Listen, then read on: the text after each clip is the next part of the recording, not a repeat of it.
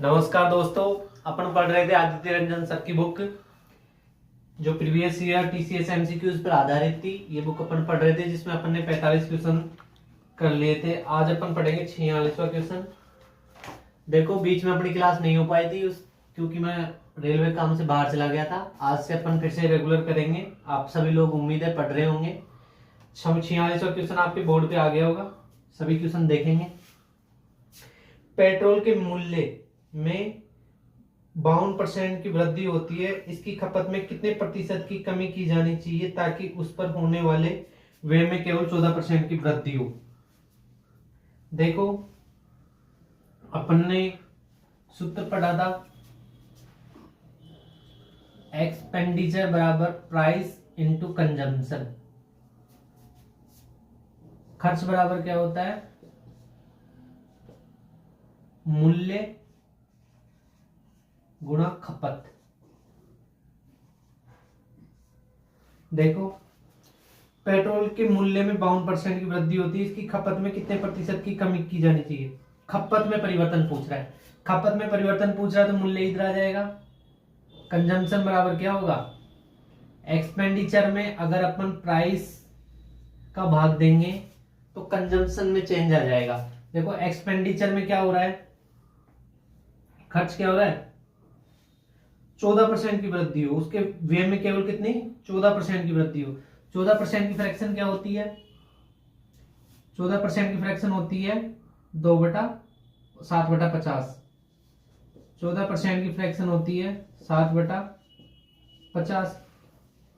तो 50 से कितना हो रहा है? 57 एक्सपेंडिचर। और प्राइस में क्या हो रहा है? 52% की वृद्धि हो रही है। 52% की वृद्धि का मतलब क्या हो रहा है? देखो 52% को फ्रैक्शन में बदलेंगे तो 52/100, 26/50 और 13/25। तो 25 से कितना हो रहा है? 38। 13 की वृद्धि हो रही है। अब देखो भाग देते हैं तो कैसे होता है? ये इससे गुणा हो जाता है और ये इससे गुणा हो जाता है। तो जो कंजम्पशन आएगा 50 गुणा में आएगा 38 और ये इससे गुणा हो जाएगा 25 में गुणा होगा 57 से। अब देखो 25 से 2 बार और गुन्नी दूनी का 38 गुन्नी 57। रेशियो ले रहे हैं अपन। क्या ले रहे हैं? रेशियो। तो 2 × 2 4 रेशियो कितना? 3। कंजम्पशन में क्या चेंज हो रहा है? 4 से 3 हो रहा है। कितना परिवर्तन हो रहा है? 1। कितने पे हो रहा है? 4 पे। परसेंट निकालने के लिए गुणा में 100 कितना आ जाएगा? 25%। 100 में 4 को भाग देंगे 25%। आगे अपन क्वेश्चन नंबर 47 करेंगे। 47 नंबर क्वेश्चन पढ़ेंगे सभी लोग। यदि तेल की कीमत 25% बढ़ जाती है और अर्पित तेल पर वे 10% बढ़ा देता है तो वो खरीदे गए तेल की मात्रा कितने प्रतिशत कम कर देगा? देखो मात्रा, कंजम्पशन, खपत सब क्या है? एक ही चीज है। तो मात्रा में परिवर्तन पूछ रहा है तो उसी के लिए वही सूत्र यूज लेंगे अपन। एक्सपेंडिचर बराबर होता है प्राइस गुणा कंजम्पशन। कंजम्पशन खपत मात्रा एक ही बात है। मूल्य कीमत इस प्राइस को बोलते हैं। वे जो होता है वो क्या होता है? एक्सपेंडिचर। अब देखो आगे अपन क्वेश्चन करेंगे कौन सा?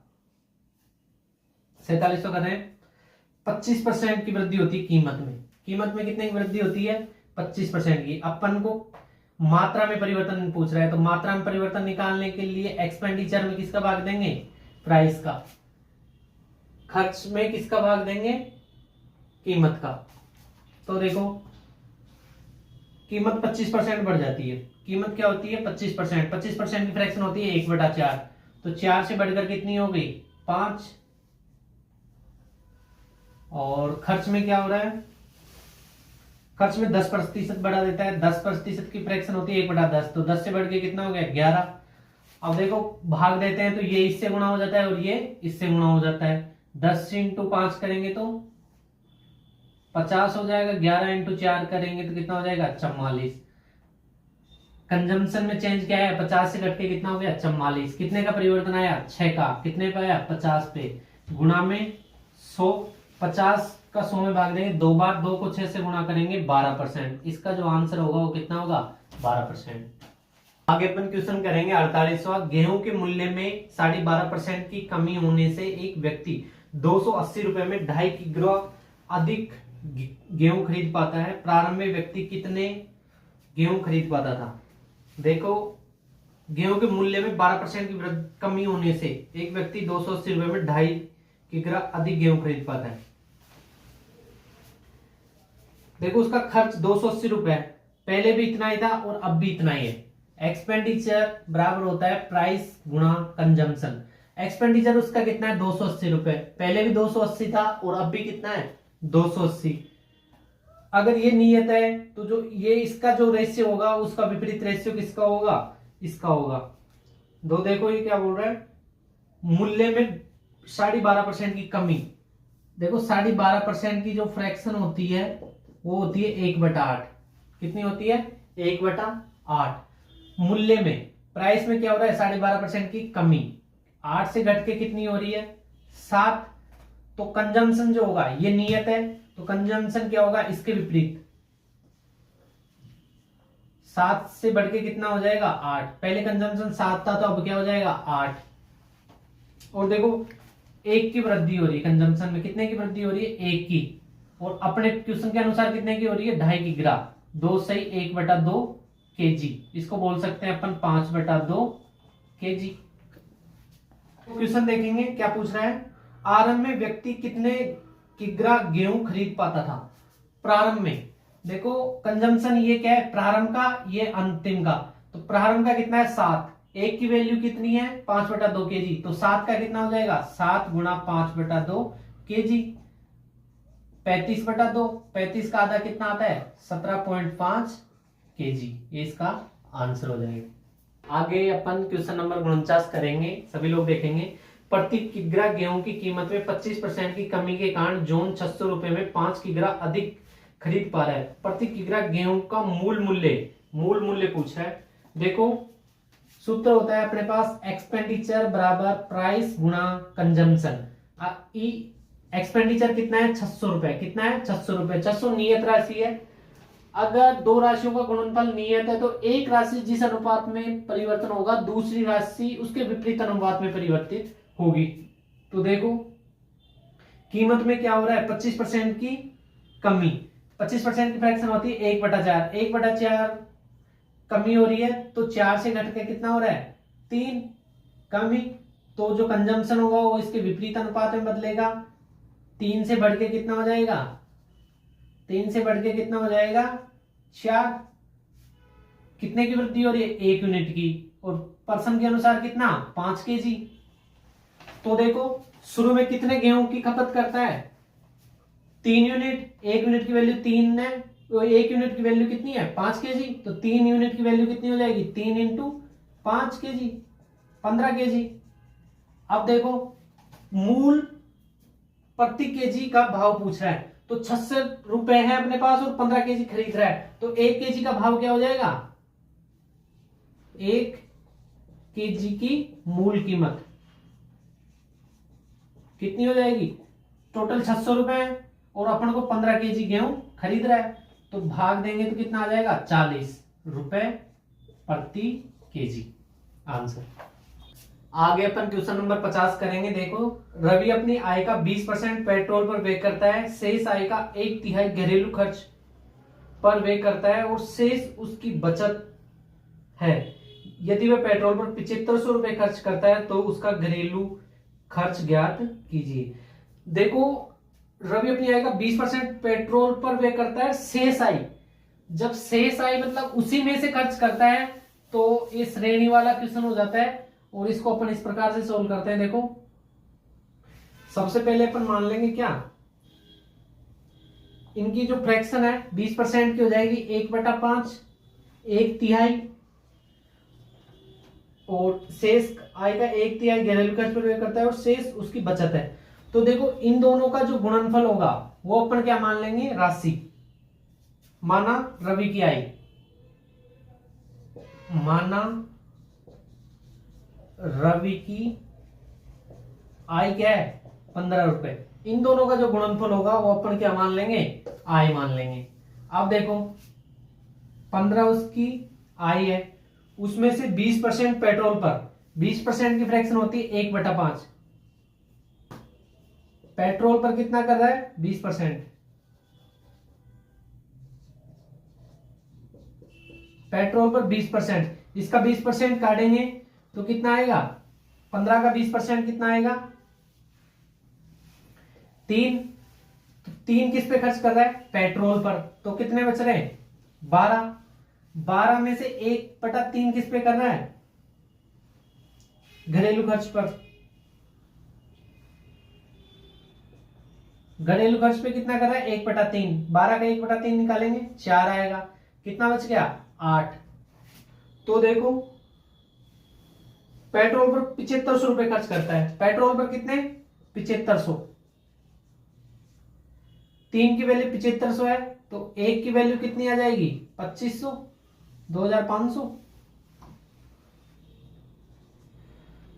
अब ये क्या पूछ रहा है, उसका घरेलू खर्च ज्ञात कीजिए। घरेलू खर्च क्या है 4, 1 यूनिट की वैल्यू 2500 रुपए है, तो 4 की कितनी आ जाएगी 4 इंटू 2500 कितनी आ जाएगी 10,000। ये इसका क्या हो जाएगा आंसर। आगे अपन क्वेश्चन नंबर 51 करेंगे, सभी लोग 51 नंबर देखो। बिनोय अपने वेतन का 16% हिस्सा दृष्टिहीनों की एक संस्था को, 12% अनाथों की संस्था को, 13% दिव्यांगों की संस्था को दान देता है और अपने वेतन का 14% हिस्सा मेडिकल कैंप की स्थापना में मदद के रूप में देता है। शेष 20,925 रुपए वह मासिक खर्च के लिए बैंक में जमा कराता है। अनाथों की संस्था को वह कितनी राशि दान करता है। तो देखो ये जो क्वेश्चन है इसमें शेष वर्ड यूज नहीं लिया गया है, इसमें कुल वेतन का 16%, 12%, 13% और 14% यूज लिया गया है। कुल वेतन अगर 100 मानते हैं तो उसका 13% 13 होगा, 14% 14 होगा और 16% 16 होगा। तो देखो ऐसे क्वेश्चन जिसमें शेष राशि का यूज नहीं किया जाता है, टोटल में से यूज लेते हैं, जितनी आई है उसमें से यूज लेते हैं, तो उसमें अपन जितना भी परसेंट खर्च किया है सबको क्या कर देते हैं जोड़ देते हैं। तो देखो बिनोय अपने वेतन का 16% हिस्सा दृष्टिहीनों के लिए, 16% किसके लिए दृष्टिहीनों के लिए, प्लस 12% अनाथों की संस्था, 12% किसकी अनाथों की संस्था, प्लस 13% दिव्यांगों की संस्था, 13% दिव्यांगों की संस्था और 14% हिस्सा मेडिकल, 14% हिस्सा किसके लिए मेडिकल के लिए। तो देखो ये कितना परसेंट हो गया टोटल, 16 और 14 30, 30 और 12 42 और 13 55, 55% हो गया। कितना हो गया 55%। जो इसकी आय है वो क्या होती है 100% होती है। कितनी होती है 100%। तो बचत कितनी हो गई, 55% खर्च कर देता है, टोटल 100% है, तो बचत कितनी आएगी 100% माइनस 55%, 100% माइनस 55%, तो कितनी आ गई 45%। कितनी आ गई 45% इसकी बचत है। और परसेंट के अनुसार 45% की वैल्यू कितनी है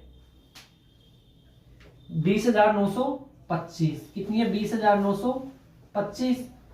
45% की वैल्यू कितनी है 20,925। और पूछा क्या है अनाथों की संस्था के लिए, तो अनाथों की संस्था कितनी थी 12%, 12% की वैल्यू निकाल ली है। तो देखो 1% की क्या आ जाएगी 45 इधर आके भाग दे देगा, 20,925 बटा 45 और 12% की निकालनी है तो 12 से गुणा कर देंगे, 20,925 बटा में 45 गुणा में 12। देखो 3 से काटेंगे 4 बार, 3 से काटेंगे 15 बार, भाग देंगे 15 एकम 15 और 5 बच गए 59 हो गए, 15 थी 45, 14 बच गए 142, 15 नाम का 135, कितने बच गए 7, 15 5 75, ये कट गया। 4 को 1395 से गुणा करेंगे कितना आएगा 5 चौक 20, 5 9 45, 5 4 5 20, 4 नाम 36 और 2 38, 4 3 12 और 3 15, 4 एकम 4 और 1 5, 5580। ये इसका क्या हो गया आंसर।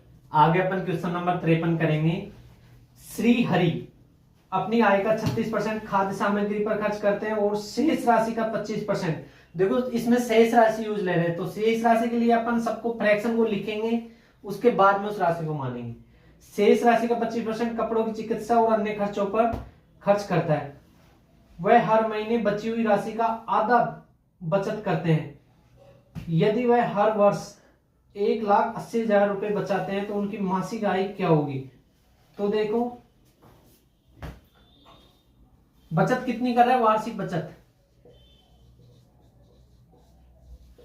वार्षिक बचत देखो 1,80,000 रुपए कर रहा है। कितनी कर रहा है? एक। तो मासिक बचत कितनी हो जाएगी? 12 का भाग दे देंगे। मासिक बचत कितनी हो जाएगी? 12 का भाग दे देंगे।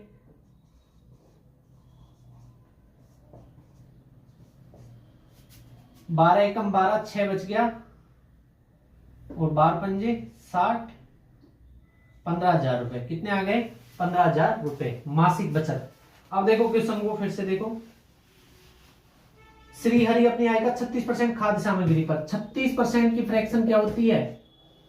9/25। ये सब आपको याद होनी चाहिए, निकालना आना चाहिए। 25% कपड़ों पर 25% की फ्रैक्शन कितनी होती है? 1/4। और शेष का आधा बचाता है। आधे का मतलब क्या होता है? आधे का मतलब होता है 1/2। तो देखो इन सब का गुणनफल अपन क्या मानेंगे? आय मानेंगे। आय कितनी है? माना उसकी जो आय है वो कितनी है? देखो 25 चौक 100, 100 इंटू 2 करेंगे 200। कितनी है? 200। अब देखो आगे क्वेश्चन करेंगे अपन।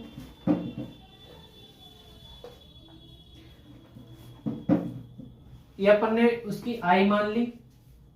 36% खाद्य सामग्री पर, 36% किस पे कर रहा है? खाद्य सामग्री पर। शुरू में 200 रुपए अपने पास, खाद्य सामग्री पर कितना कर रहा है? 9/25। 36% को क्या बोलते हैं? 9/25। इसको 9/25 करेंगे तो कितना आएगा? देखो 200 का 36% निकाल लो। परसेंट के लिए बट्टा में 100, 100 इंटू 100 को भाग 200 में देंगे तो 2 बार 36 इंटू 2 72। 72 रुपए खर्च कर दिया 200 में से। कितने खर्च कर दिया खाद्य पर? 72। तो कितने बच गए? 128। अब इसमें से 25% किस पे कर रहा है? कपड़ों पर। कपड़ों पर कितना कर रहा है? 25%। तो 25% 1/4 करेंगे। 4 × 12, 4 दूनी 8, 32 खर्च कर दिया। 128 में से 32 गए, कितने बचे? 96। 96 का आधा बचाता है। कितना बचाता है? आधा।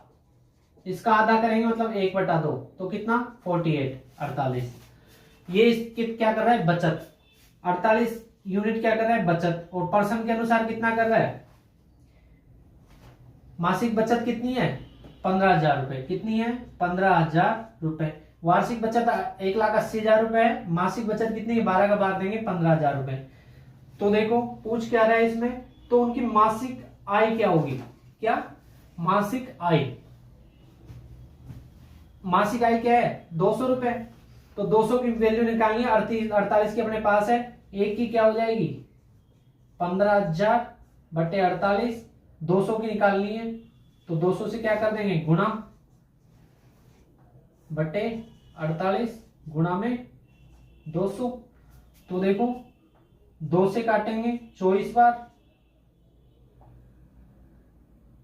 ठीक है। 3 से काटेंगे 3 × 5 = 15, 3 × 8 = 24। 8 को फिर से काटेंगे किससे? इसे लिख लेते हैं आगे। देखो 3 0 यहां है, 2 0 ये, भाग देंगे 8 का। 8 × 6 = 48, 2 बच गए और 8 दूनी का 16। फिर कितने बच गए? 4, 8 पंजे 40 और 2 0 बच गए। 62,500 इसका क्या हो जाएगा? आंसर। आगे अपन क्वेश्चन नंबर 54 देखेंगे। सभी लोग क्वेश्चन नंबर 54 पढ़ेंगे।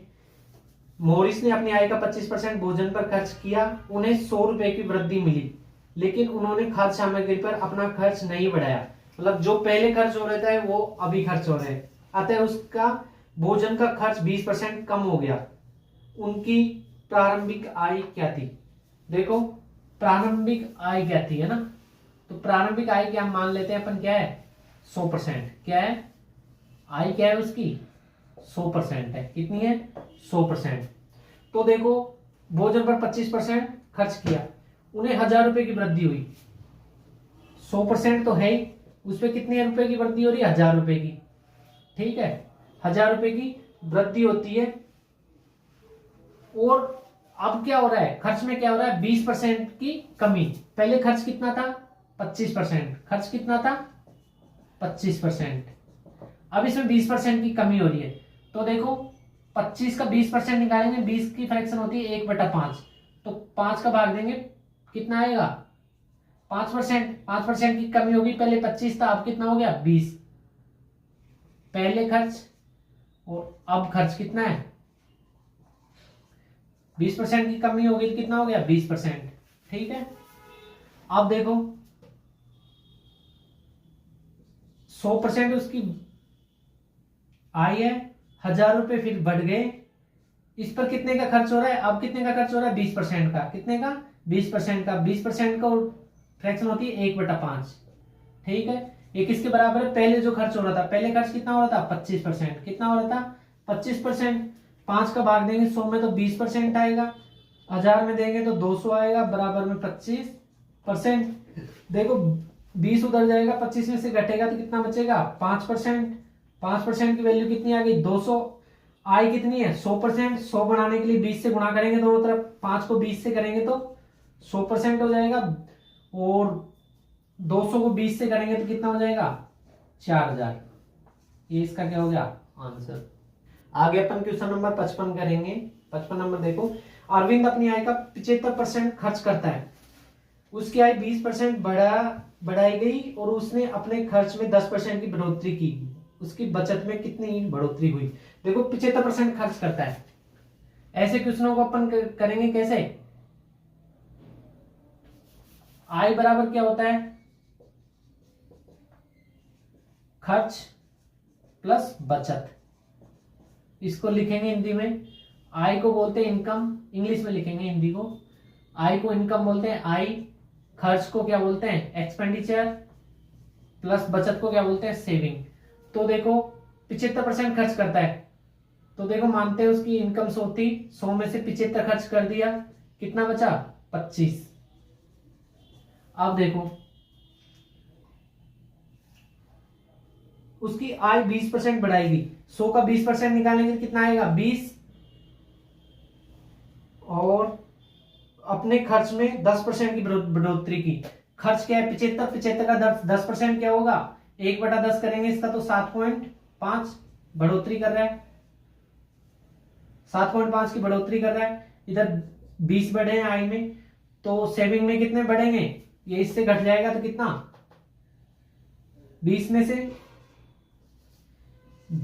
से 7.5 घटा लो, कितना बचेगा 12.5। तो कितने की वृद्धि हो रही है बचत में 12.5 की। कितने परसेंट की वृद्धि हुई 25 था पहले, 12.5 की वृद्धि हो गई। पहले कितना था 25, 12.5 की वृद्धि हो गई। परसेंट निकालने के लिए गुणा में 100, 25 का भाग देंगे 100 में 4 बार, और 4 को 12.5 से गुणा करेंगे। देखो ऐसे गुणा करते हैं, 12 चौक 48, और 0.5 को 4 से करेंगे तो 2, तो 50%। कितना आ जाएगा 50%। इसका आंसर है। आगे अपन क्वेश्चन नंबर 56 करेंगे। सुधा का व्यय उसकी बचत से 200% अधिक है। देखो एक्सपेंडिचर होता है, सॉरी इनकम बराबर होता है एक्सपेंडिचर प्लस सेविंग। तो देखो सुधा का व्यय उसकी बचत से 200% अधिक है। 200% अधिक है मतलब 300% है। 200% अधिक का मतलब क्या होता है 300%। सुधा की का व्यय उसकी बचत से, व्यय है बचत ये है ना, तो बचत से 200% अधिक है। अगर ये 100 है तो बचत से 200% अधिक, तो ये 300 हो गया और ये 300 हो गया, तो इनकम कितनी हो गई 400। ठीक है उसके व्यय में 4% की कमी होती है, व्यय में 4% की कमी होती है। 300 का 4% निकालेंगे तो कितना आएगा 12 की क्या होती है कमी, व्यय में 12% की कमी होती है, और बचत में 28% की वृद्धि होती है। 100 का 28% निकालेंगे 28 आएगा, तो 28 की वृद्धि होती है। इन दोनों का डिफरेंस जो होगा वो इसके बराबर होगा। तो देखो 28 में से 12 निकालेंगे तो कितना बच जाएगा 16। कितना बच जाएगा 16। 400 पे कितने की वृद्धि हो रही है 16 की। 400 पे कितने की वृद्धि हो रही है 16 की। गुणा में 100, 2 जीरो से 2 जीरो गया। 4 16 में 4 का भाग देंगे तो 4% आंसर। अभी जो अपन ने क्वेश्चन नंबर 56 किया था उसकी जगह क्वेश्चन नंबर 57 का सॉल्यूशन कर दिए थे, क्योंकि मेरे को ध्यान नहीं रहा था। देखो 56 और 57 लगभग सेम है, तो क्वेश्चन नंबर 56 आप खुद करना। अब आगे अपन क्वेश्चन नंबर 58 करते हैं। स्वर्णा का खर्च उसकी बचत से 125% अधिक है।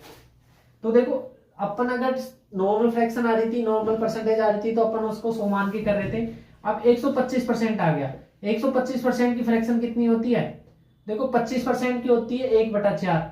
तो 5 गुणा है तो कितनी हो जाएगी 5/4। स्वर्णा का खर्चा उसकी बचत से 125% अधिक है। बचत से इनकम बराबर होता है एक्सपेंडिचर प्लस सेविंग।